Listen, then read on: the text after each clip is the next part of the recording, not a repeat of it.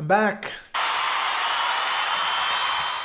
It's your boy Zimm with Zimm Reads. I'm here today with a new book review. It's my first book review of 2021, and it's already April 28th. But I'm back. I'm back. And I'm happy to be back. Welcome back. Welcome to my channel. If you are new here, please hit the subscribe button, hit the like button, comment on this video, check out my old videos, and get excited about new videos that will be rolling out in the forthcoming days, weeks, months. My first review of the year is of an International Booker Prize shortlisted book by David Diop called At Night, All Blood is Black, translated by Anna Moshkovicus. Remember, the International Booker Prize is the esteemed books by the committee that have been translated from their original language into English. This book made it to the long list, and it is now on the short list. At Night, All Blood is Black by David Diop. This book evoked from me the feeling that I needed to articulate something that I've said before: why I read, and why I think many people read. I read to be moved. So what do I mean by that? I don't mean I read to be moved in any specific way. But what I'm doing, whether I'm reading fiction or nonfiction, I am looking to be moved in some way. I'm not looking to be moved in any specific way, but I read to be moved. There's no other purpose in my mind for why I should read unless it's mere gathering of information, which of course has its place as well. So the question today is, did At Night, All Blood is Black move me? And if so, how? And if not, why? Let's get into a synopsis. This book opens with a bang. The book is written in first person. The narrator's name is Alpha. He's a Senegalese rifleman in World War I, fighting for France, alongside white and black soldiers in the trenches. I'm not sure that we're ever given the exact location of where the fight is occurring, but we open and we're in the trenches with these guys. Right away, the first couple pages, we discover that the narrator, Alpha, is burdened with shame and guilt because of an event that occurred with his more than brother, Mademba.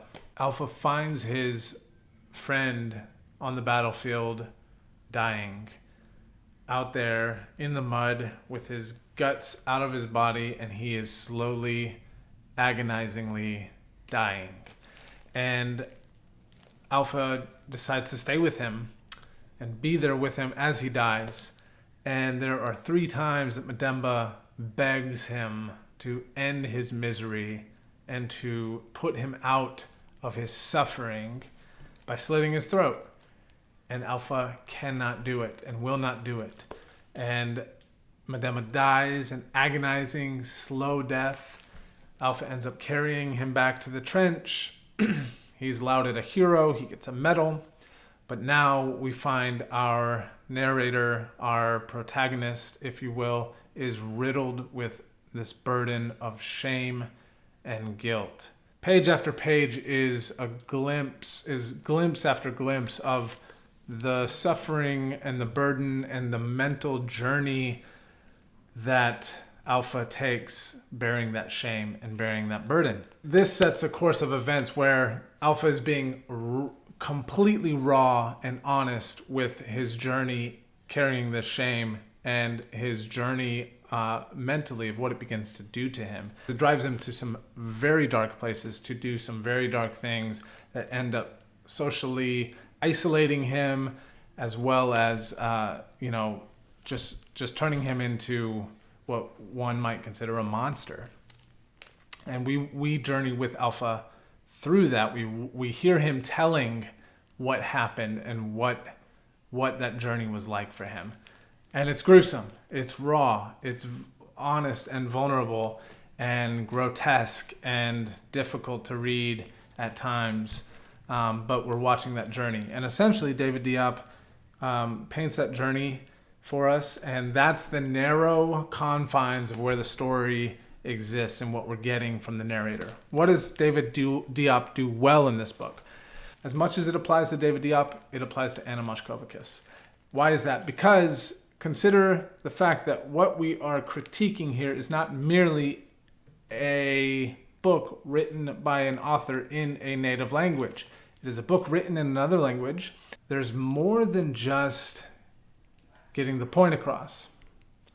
When you're translating into another language, there's more than just, let me just get the facts out, let me get a one-for-one word for what is written. Especially when we're talking about fiction, we're also talking about more than facts. We're talking about the voice of the main character. We're talking about the heartbeat of the story. We're talking about the tones and the nuances and the different dynamics. And so translators, the good ones, can give us consistent voice, as we presume the author must have.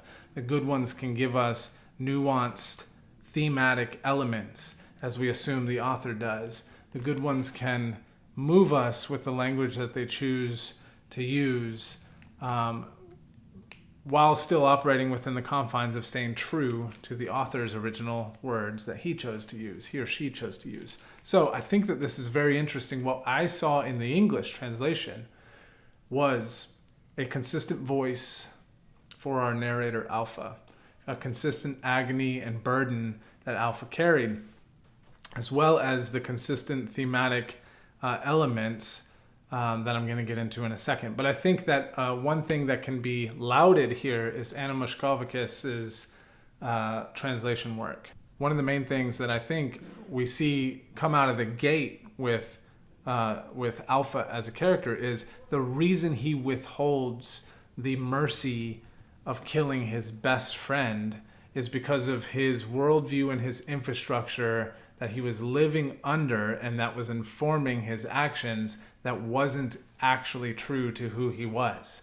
Whether it was religious or if it was projected on him by societal norms or social norms or things that he felt were expected of him by his parents and the kind of person he should be.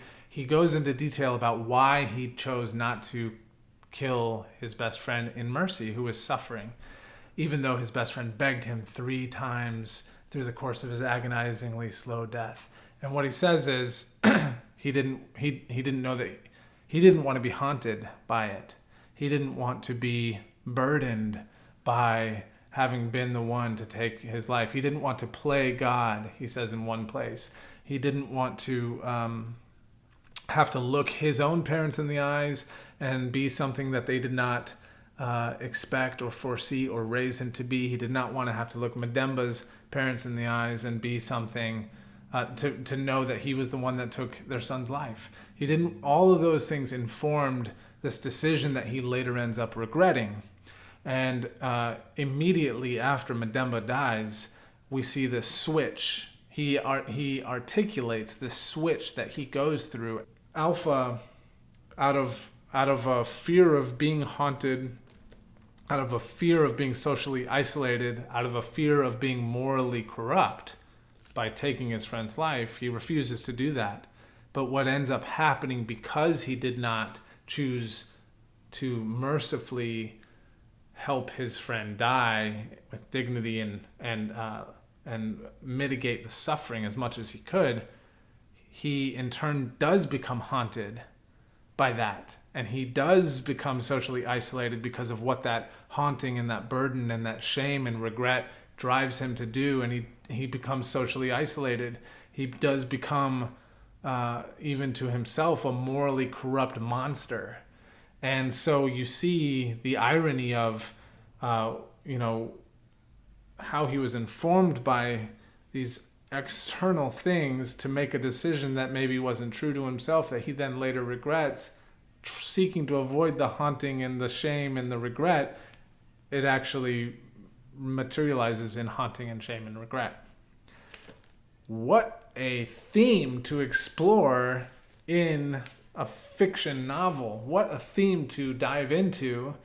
I mean, there's so much there. There's so much to explore. And the context and the medium that David Diop chooses to do that is very interesting and very compelling, and serves to surface those themes in your own life. Who am I? Am I living in a way that's true to myself, or am I living with the pressure of external expectations and things like that? At Night, All Blood is Black explores those themes. So I think David Diop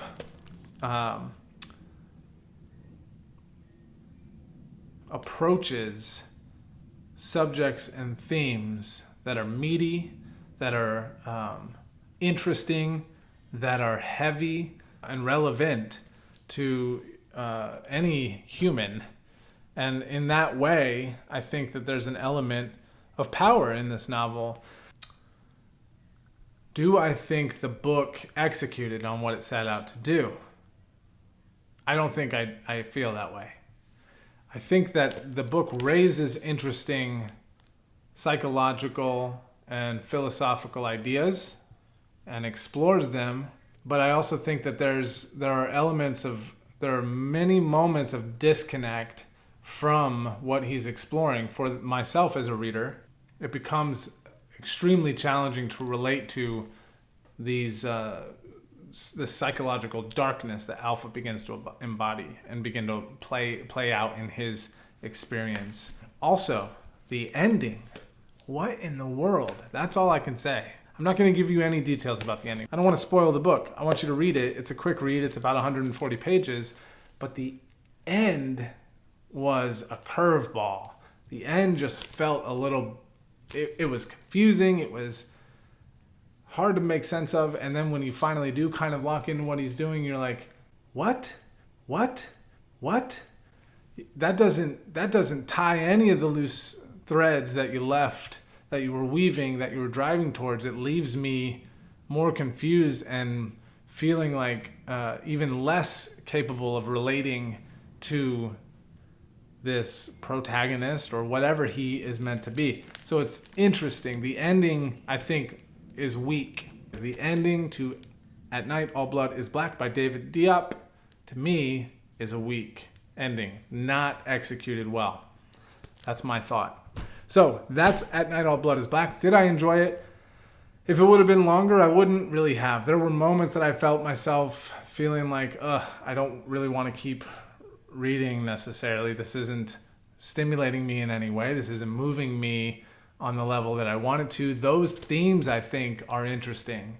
Those themes move me. The exploration of those themes, I think, have so much potential. I don't feel that David Diop pulls it off. Anna Moshkavakis does a great job of keeping a consistent voice and delivering nuanced translation on the text. And I think that is something beautiful.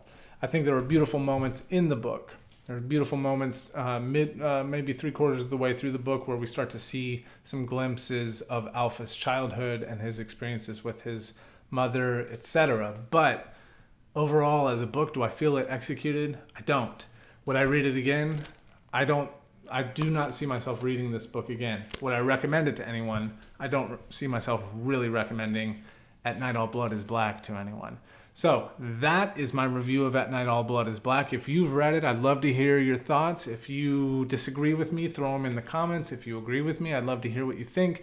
Did you read the book? Did you enjoy it? The Bar in the Bookcase YouTube channel that I'll link below did enjoy it, did a great job articulating his thoughts and delivering a great review. Go over and check that out. But otherwise, I'm done. I'm out. Remember, subscribe, like, comment, and I'll see you soon.